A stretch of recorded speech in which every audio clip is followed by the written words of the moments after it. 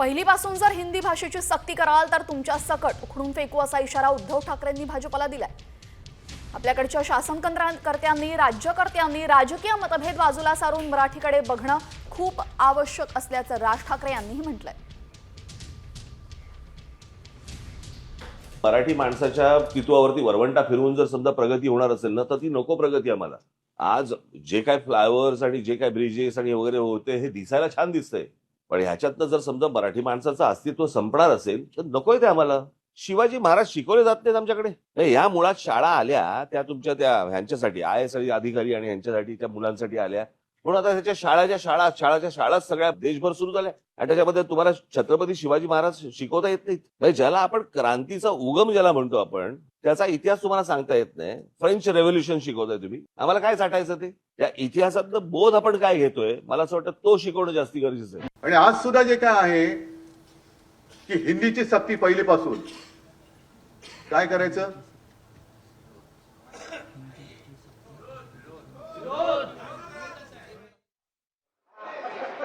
थोड्याच वेळात संजय राऊत यांची पत्रकार परिषद होणार आहे। संजय राऊत या संदर्भात आता नक्की काय बोलणार? राज ठाकरे उद्धव ठाकरे एकत्र येण्यासंदर्भात संजय राऊतांची भूमिका काय असेल, ते नक्की काय वक्तव्य करणार याकडे सर्वांचं लक्ष आहे। अगदी काही क्षणातच ते बोलायला सुरुवात करतील। राज ठाकरे यांनी भावनिक साथ यावेळेस उद्धव ठाकरे यांना घातलेली आहे। सर, एक लक्षात घ्या, तेही ठाकरे आहेत, इथेही ठाकरे आहेत, दोघे भाऊ आहेत आणि हे नातं कायम आहे। काही राजकीय मतभेद झाले आणि त्यातून जरी मार्ग वेगळे झाले असले तरी हे मार्ग जे आहे, उद्धव ठाकरे यांचा मार्ग हा कायम महाराष्ट्र हिताचा राहिला। राज ठाकरे यांचं वक्तव्य मी सुद्धा ऐकलं, माननीय उद्धवजींनी सुद्धा ऐकलं। त्यात त्यांनी जी भूमिका मांडलेली आहे की महाराष्ट्र हितासाठी मी जे काही वाद आहेत ते मिटवायला तयार आहे। त्याच्यावरती उद्धव साहेबांचं असं म्हणणं आहे, कोणताही वाद आणि भांडण नाही आणि असलं तर मिटवायला वेळ लागत नाही।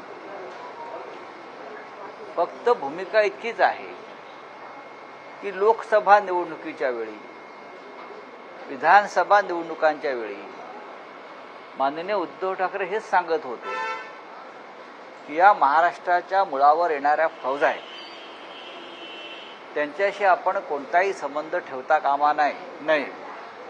ठीक आहे, 25 वर्ष आमची युती होती आणि त्यातला काही काळ राज ठाकरे सुद्धा त्यात सहभागी होते शिवसेनेमध्ये असताना, पण जेव्हा महाराष्ट्राच्या मुळावरच घाव घालण्यासाठी शिवसेना तोडण्याचा प्रयत्न झाला तेव्हा आम्हाला बाजूला व्हावं लागलं।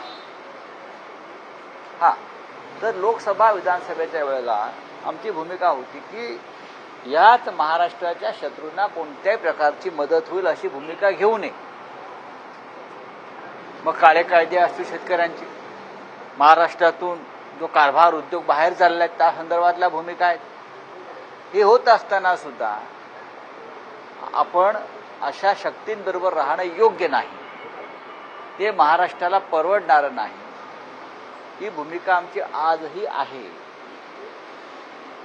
आता माननीय उद्धवजींनी सांगितलेलं आहे आणि ते अत्यंत नम्रपणे सांगितलेलं आहे की आजही अशा काही शक्ती आहेत ज्या महाराष्ट्राला पाण्यात पाहतात, महाराष्ट्राचं नुकसान व्हावं, मराठी माणसाचं नुकसान व्हावं यासाठी पडद्यामागून कारस्थानं करतायत। अशा लोकांच्या पंगतीला आम्ही बसणार नाही,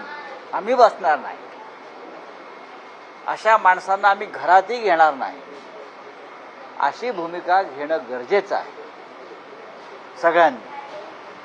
महाराष्ट्राचे शत्रू छत्रपती शिवाजी महाराजांचे शत्रू बाळासाहेब ठाकरे यांच्या शिवसेनेचे शत्रू हे महाराष्ट्राचे शत्रू आहेत। ही भूमिका जर कोणी घेत असेल तर त्याचं स्वागत आहे आणि त्यानंतर पुढे आम्ही चर्चेला किंवा पुढल्या भूमिकेला आम्ही आमचं जे काय म्हणणं आहे ते सांगू। एक, महाराष्ट्रासंदर्भात सध्याची परिस्थिती इतकी गंभीर आहे, राज्यकर्ते बोलतात एक आणि करतात वेगळं। आम्ही आमच्या घरामध्ये किंवा आमच्या दारामध्ये अशा महाराष्ट्र शत्रूंना कदापि थारा देणार नाही, ही आमची भूमिका आहे. आणि याच भूमिकेचा पुरस्कार माननीय राजसाहेबांनी किंवा त्यांच्या लोकांनी करणं गरजेचं आहे. भारतीय जनता पक्ष आणि त्यांचे बगलबच्चे हे महाराष्ट्रातून छत्रपती शिवाजी महाराज आणि माननीय बाळासाहेब ठाकरे यांचं अस्तित्व मिटवायच्या मागे आहेत. त्यांना ठाकरे हे नावच नष्ट करायचं आहे. अशा वेळेला जर दोन्ही प्रमुख ठाकरेंनी साथ आणि प्रतिसाद ही भूमिका घेतली असेल तर त्याचं महाराष्ट्र स्वागत करत आहे. पण आम्ही आता माननीय उद्धवजींनी भूमिका मांडल्यावरती आम्ही प्रतीक्षा करू काय होत आहे, वेट अँड वॉचच्या भूमिकेत राहू. पण आम्ही नक्कीच सकारात्मक भूमिकेतून या सगळ्या विषयाकडे पाहतो आहोत. कारण शेवटी हा विषय महाराष्ट्र कल्याणाचा आहे.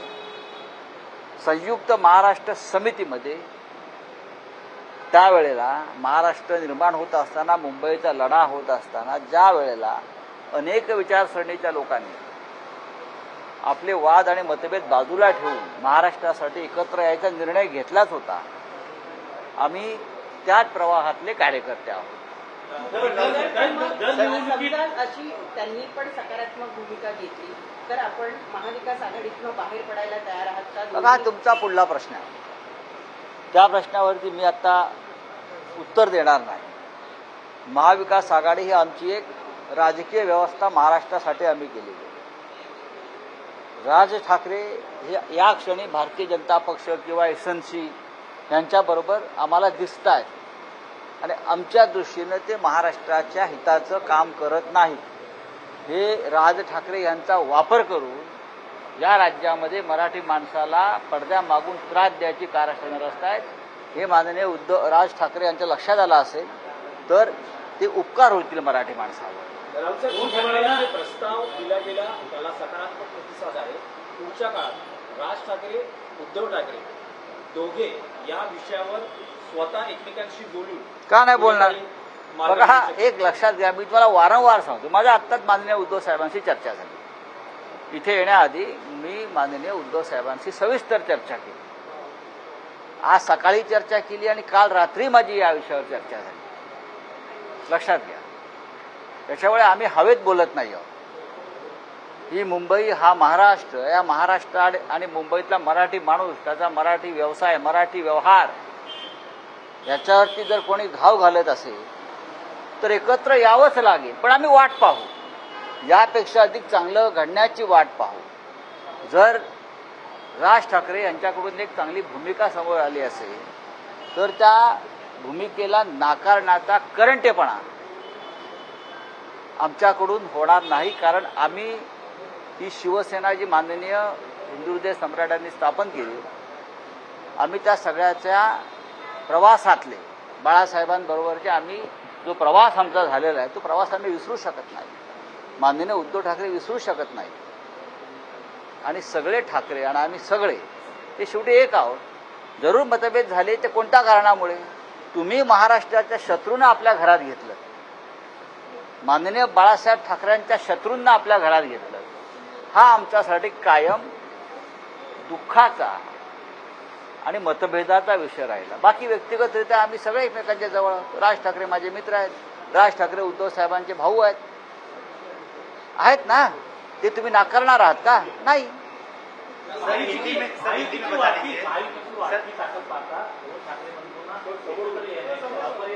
बघा, महायुतीची ताकद नाही.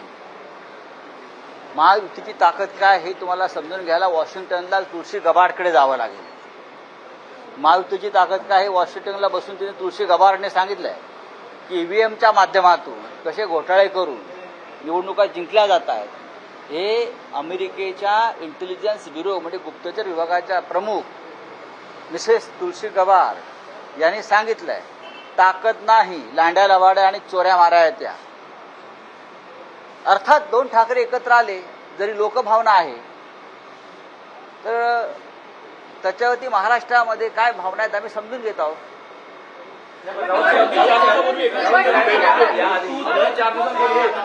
सरकार सत्तेत आल्यापासून एकनाथ शिंदे आणि राज ठाकरे यांचे संबंध वारंवार असं तुम्ही कशावरून म्हणता? अनेकदा भेटीगाठी झाल्या स्वतः भेटीगाठी झाल्या तर काय झालं? ते अमित शहा नाही भेटतात. असं आहे की हे जे आहेत एसएनसी हे त्यांच्या पक्षाचे प्रमुख अमित शहाना भेटतात. माननीय राज ठाकरे यांचा पक्ष स्वतंत्र आहे. ते सांगायला गेले असतील माझ्या फडणवीस ऐकत नाहीत, अमित शहा ऐकत नाहीत. कुठेतरी मन मोकळं करायचं असतं. काय सांगावं? उद्या आमच्या दारात पण येतील मातोश्रीच्या बघावं माझं ऐकत नाही.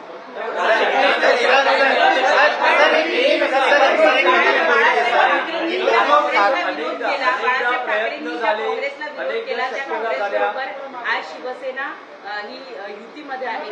असं कोण म्हणताय? तुमचा जेव्हा जन्म झाला नव्हता तेव्हा आम्ही काँग्रेस बरोबर होतो, हे तुम्हाला माहिती आहे का? इथे जे पत्रकार आहेत सगळे, त्यांचा जेव्हा जन्म झाला नव्हता तेव्हा आम्ही प्रजा समाजवादी पार्टी, जनसंघ आणि काँग्रेस बरोबर सुद्धा आम्ही राहिलेलो आहोत.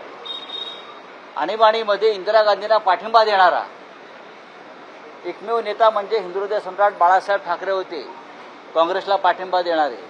विधानसभेमध्ये आम्ही काँग्रेससाठी निवडणुका लढलो नाही, राष्ट्रहितासाठी. काँग्रेसने देशाला स्वातंत्र्य मिळवून दिलेला हा पक्ष आहे. आमचे वैचारिक मतभेद आहेत, पण काँग्रेसच्या या राष्ट्राच्या उभारणीतलं योगदान कोणाला विसरता येणार नाही. त्यांच्याकडे उद्धव ठाकरे काही दिवसांपूर्वी, काही वर्षांपूर्वी सोनिया गांधी यांना भेटून आले, शरद पवार साहेबांच्या घरी जाऊन आले. तर मग इकडे समजा राज ठाकरे यांच्या घरी एकनाथ शिंदे जात असतील किंवा देवेंद्र फडणवीस जात असतील, तर त्याला उद्धव ठाकरे मग विरोध का करतायत? शपथ घ्या की त्यांना तुम्ही घरात घेणार नाही असं का म्हणतात? कारण ते महाराष्ट्राचे शत्रू आहेत असं मी जेव्हा सांगतोय तर त्यामागची भूमिका समजून घेतली पाहिजे. हे सरळ मार्गाने सत्तेवर आलेले लोक नाही आहेत. दुसरं, यांना मराठी माणसाविषयी कोणती आस्था आणि प्रेम नाही. यांना फक्त महाराष्ट्र लुटायचं आहे. हिंदुहृदय सम्राट बाळासाहेब ठाकरे यांनी ज्या भावनेतून शिवसेना निर्माण केली त्याच्यामध्ये मुख्य विचार हा मराठी माणसाचा होता आणि महाराष्ट्राचा होता. ही शिवसेना अमित शहा यांनी तोडली. अमित शहा यांनी एक वेगळा पक्ष स्थापन केला आणि ते स्वतःच चालवत आहेत, तो एसएनसी पक्ष. तर अशा वेळेला आम्ही त्यांना महाराष्ट्राचे शत्रू मानतो आणि महाराष्ट्राच्या कोणत्याही शत्रूला आपण आपल्या घरात थारा देता कामा नये. हे विंचू आहेत सगळे, तुम्हाला डंख मारतील, बघा तुम्ही.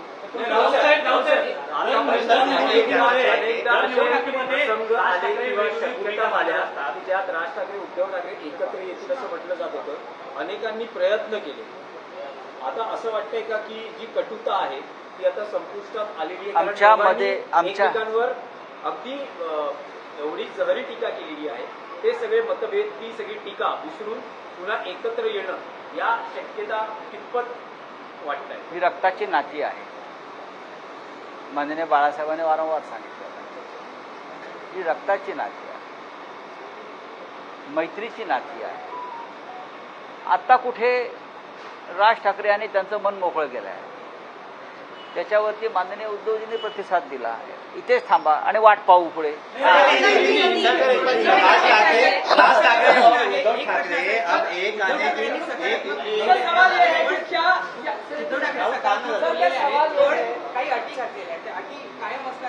मी आता अटी बघा, त्या अटी नाहीयेत, त्या भावना आहेत की महाराष्ट्राचे जे शत्रू आहेत त्यांच्याशी संबंध ठेवू नये, ठेवता कामा नये, त्यांना आपल्या घरात स्थान देता कामा नये. हे महाराष्ट्राचे शत्रू आहेत.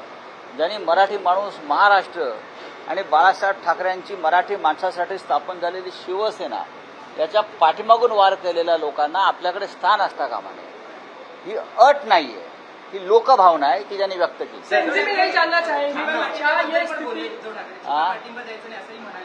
ते त्याचा अर्थ तोच आहे. आपका क्या है? कि जिस तरीके से उद्धव ने साफ साफ कहा है कि आपको छत्रपति शिवाजी महाराज के सामने आपकी कसम खानी होगी कि आप किसी से अलग में मिलेंगे नहीं, आप बीजेपी को समर्थन नहीं करेंगे और एकनाथ शिंदे को भी समर्थन नहीं करेंगे. तो क्या minus BJP minus Eknath Shinde आने वाली जो अगर कोई आघाड़ी बनती है, कोई अलायंस बनता है, उसका नेतृत्व उद्धव ठाकरे कर रहे होंगे, राज ठाकरे को साथ? बीजेपी हम मानते हैं आज की बीजेपी महाराष्ट्र की नंबर 1 शत्रु है, दुश्मन है.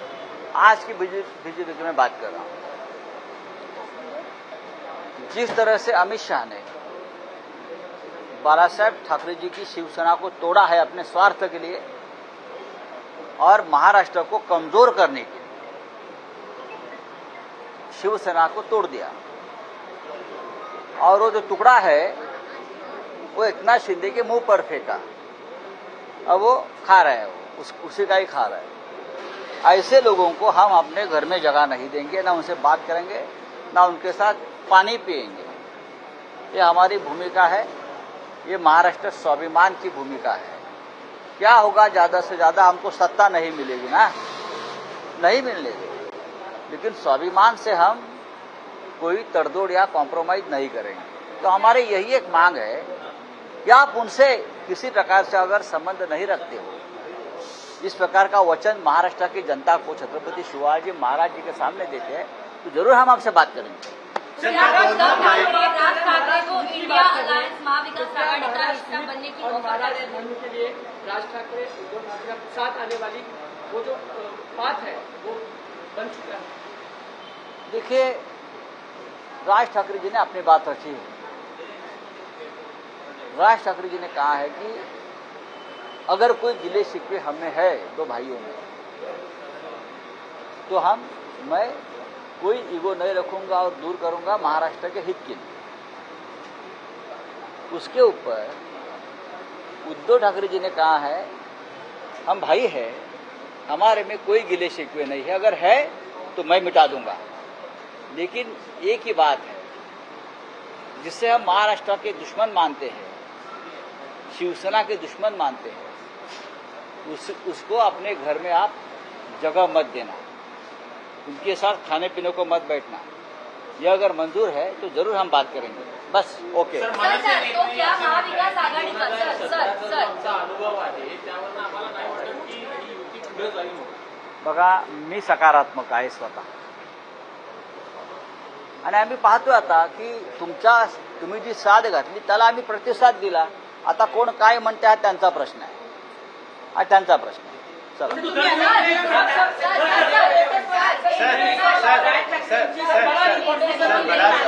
ठाकरे को महाविकास आघाड़ी और इंडिया अलायंस बनने की ऑफर उद्धव ठाकरे क्या राज ठाकरे को इंडिया अलायंस महाविकास आघाड़ी का बहुत टाइम है, पहले हमारे घर की बात खत्म होने।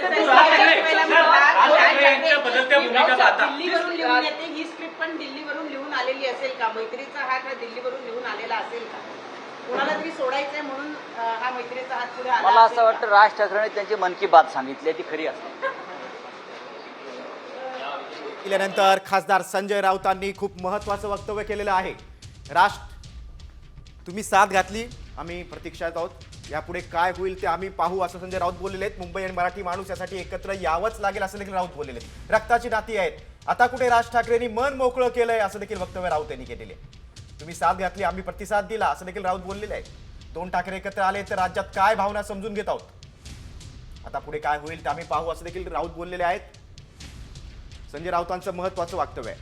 भाजप पक्ष महाराष्ट्राचा शत्रू आहे, मात्र आजही राज ठाकरे भाजप सोबत दिसत आहेत असं देखील राऊत बोललेले आहेत। राज ठाकरे आम्हाला भाजप सोबत दिसत आहेत असं संजय राऊतांचं म्हणणं आहे, मात्र मुंबई आणि मराठीसाठी एकत्र यावंच लागेल असं देखील संजय राऊत बोललेले आहेत। राज उद्धव एकत्र आले तरी महाराष्ट्रात फरक पडणार नाही असं दुसरीकडे विरोधक म्हणतायत, मात्र राज उद्धव ठाकरेंच्या या युतीच्या प्रश्नावर आता राजकीय वर्तुळातून प्रतिक्रिया उमटत आहेत। संजय राऊतांनी मात्र मनसेने टाळी दिल्यानंतर काही महत्त्वाचे मुद्दे मांडलेले आहेत।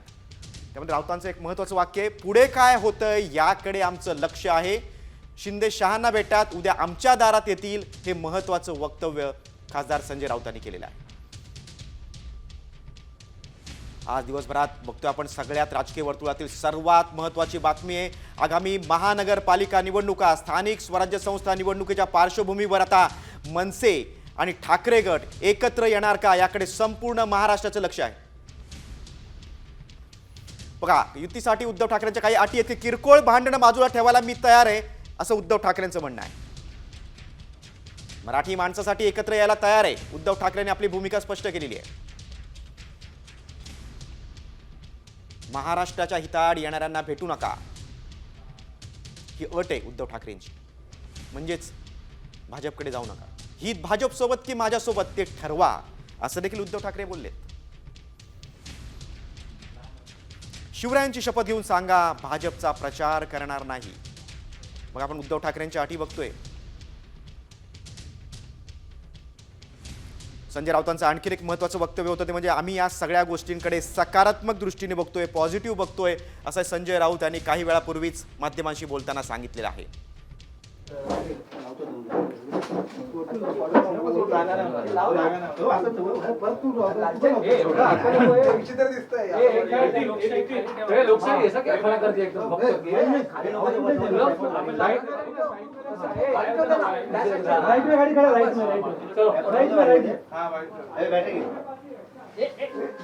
अरे बाबा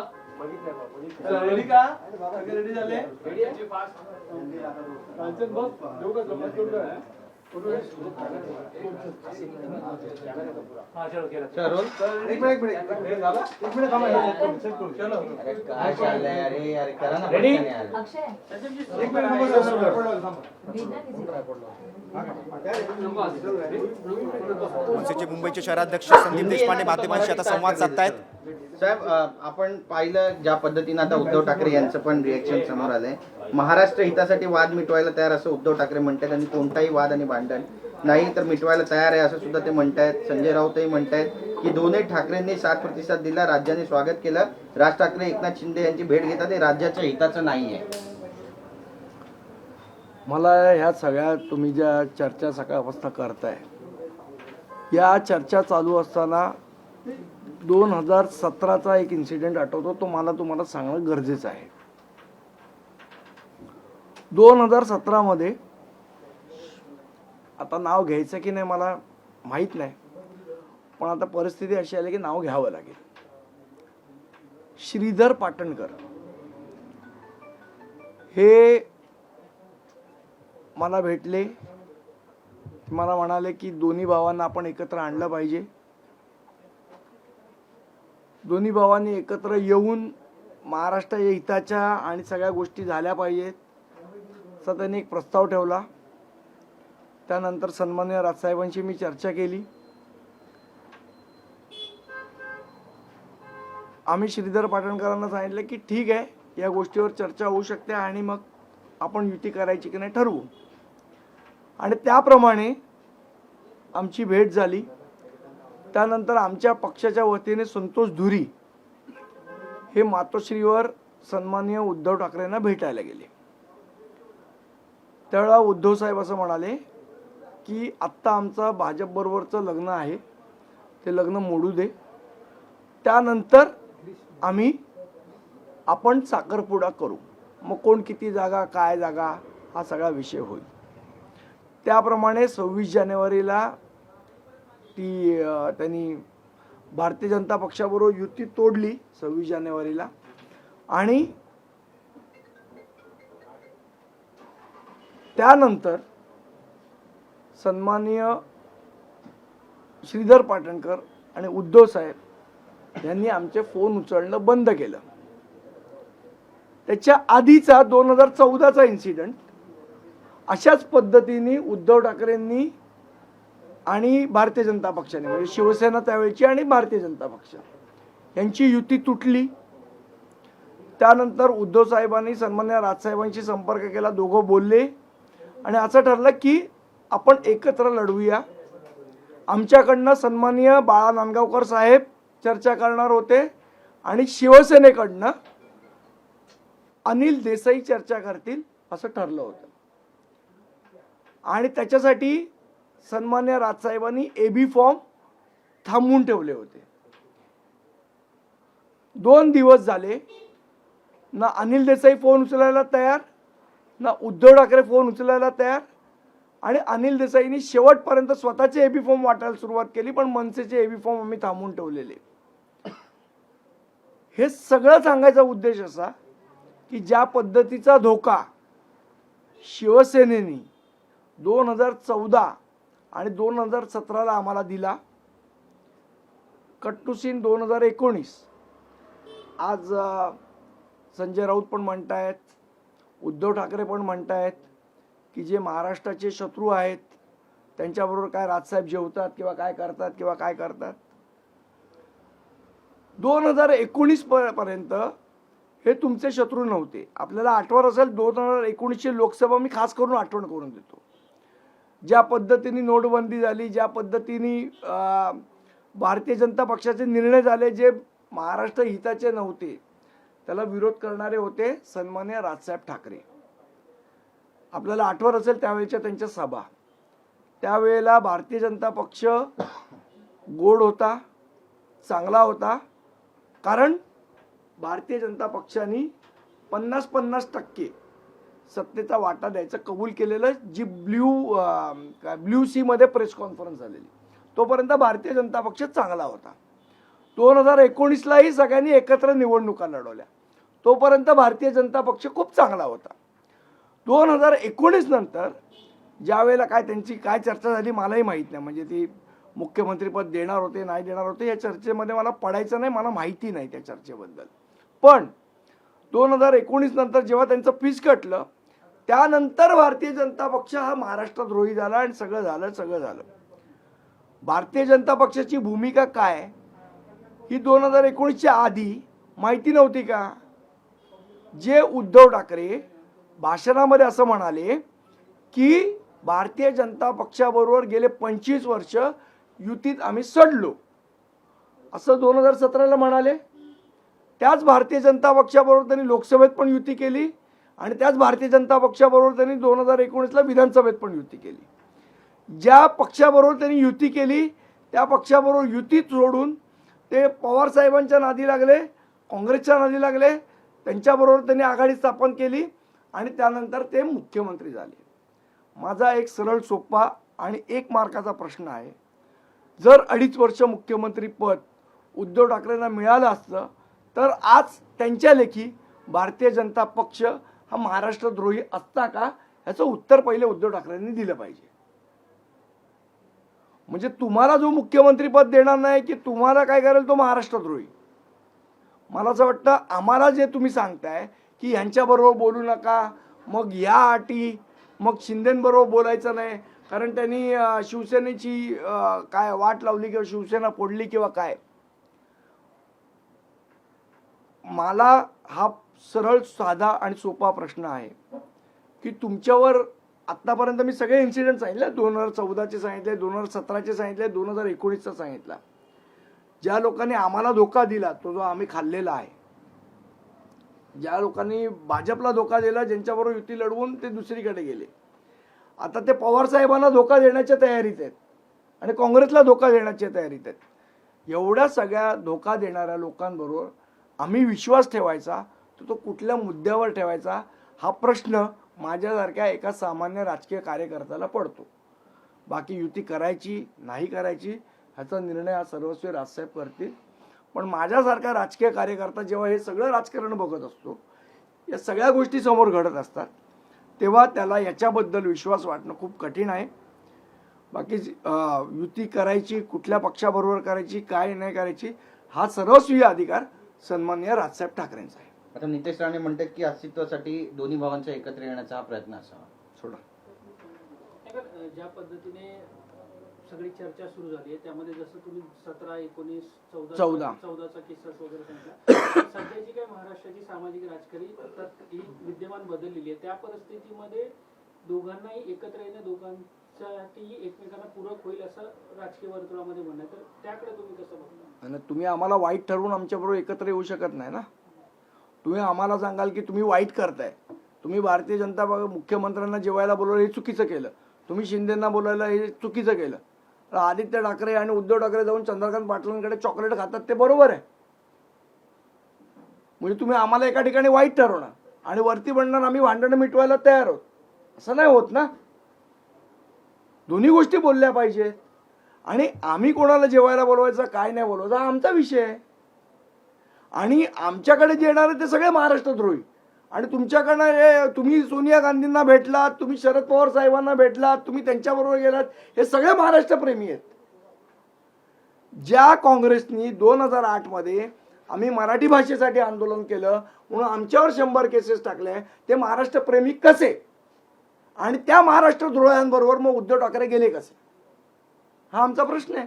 पण आता ते म्हणतात की भांडण बाजूला आता काय म्हणतायत हा विषय नाहीये.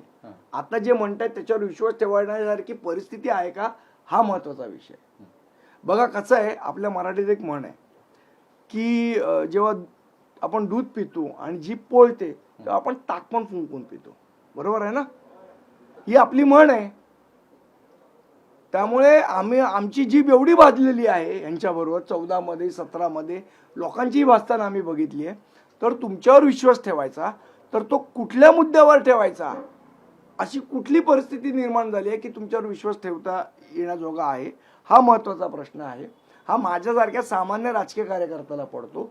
बाकी मी पुन्हा एकदा सांगतो, युती करायची नाही करायची, कुठल्या पक्षाबरोबर करायची, हा माझा अधिकार नाही, तो सर्वस्वी सन्मान्य राजसाहेब ठाकरेंचा अधिकार पण आहे. त्या अटी शर्ती ज्या ठेवण्यात आल्या, अटी शर्ती ठेवून मग युती आम्ही करायला तयार आहोत, मी असं त्या म्हणतात अटी ठाकरे. शर्तींचंच उत्तर दिलंय की या अटी शर्ती घालायचा नैतिक अधिकार तरी त्यांना आहे का. ज्या लोकांनी एवढ्या लोकांना फसवलेलं आहे त्यांना कुठली अटी शर्ती टाकायचा नैतिक अधिकार आहे का, हा महत्वाचा विषय. तुम्ही हे जे काही विश्वास अविश्वासाचे किंवा वादाचे मुद्दे सांगतात, पण दोन्ही ठाकरे, राज ठाकरे आणि उद्धव ठाकरे सांगतात की आमच्यातले किरकोळ वाद आहेत ते आम्ही मिटवू, म्हणजे वाद मिटवायला दोघे तयार आहेत. हे जे वादाचे मिटवावेत, आनंदच आहे महाराष्ट्राला. पण त्यात अटी शर्ती टाकल्या त्या पटणाऱ्या आहेत का? मी मुळात तेच सांगितलं ना, आणि त्याच्यात मी अटी शर्तींचंच उत्तर दिलं तुम्हाला गिरीशजी. मी अटी शर्तीचंच उत्तर दिलं की अटी शर्ती टाकण्याची नैतिकता तुमच्याकडे आहे का, त्या नैतिकतेने तुम्ही आतापर्यंत वागलात का. बघा, अटी शर्ती कोण टाकू शकतं किंवा कोण बोलू शकतं, ज्यांच्याकडे नैतिक पाठबळ असेल, नैतिक अधिष्ठान असेल. ज्यांच्याकडे नैतिक अधिष्ठान नाहीये, ज्यांनी नैतिकतेला वाऱ्यावर सोडून आतापर्यंत वागलेले आहेत. दुसरी महत्वाची गोष्ट 2012 मधली सांगतो तुम्हाला. 2012 मध्ये महाराष्ट्र नवनिर्माण सेनेला काही जागा नाशिकमध्ये कमी पडत होत्या सत्ता स्थापन करायला, आणि शिवसेनेला काही जागा कमी पडत होत्या ठाण्यामध्ये सत्ता स्थापन करायला. महाराष्ट्र नवनिर्माण सेनेने शिवसेनेला ठाण्यामध्ये पाठिंबा दिला, पण शिवसेनेने महाराष्ट्र नवनिर्माण सेनेला नाशिकमध्ये पाठिंबा दिला नाही. आता ह्या सगळ्या नैतिकतेच्या गोष्टी करणाऱ्या लोकांची नैतिकता त्यावेळेला